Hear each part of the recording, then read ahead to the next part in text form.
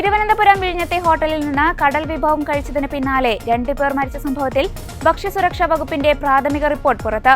മരണത്തിന് പിന്നിൽ ഭക്ഷ്യവിഷബാധയല്ലെന്നും മരിച്ചവർ കഴിച്ച അതേ ഭക്ഷണം അതേ ദിവസം 200 പേർ കഴിച്ചിട്ടുണ്ടെന്നും റിപ്പോർട്ടിൽ പറയുന്നു.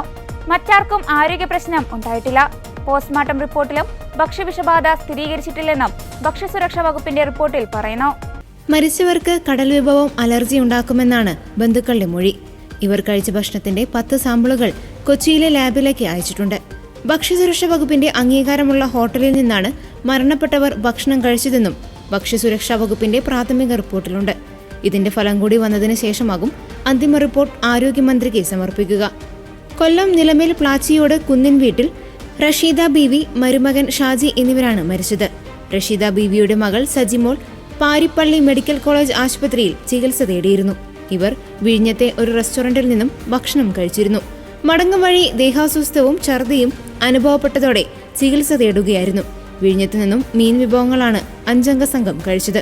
ബന്ധുക്കളുടെ ആരോപണത്തിന് പിന്നാലെ ഹോട്ടൽ പോലീസ് ഇടപെട്ട് അടപ്പിച്ചിരുന്നു.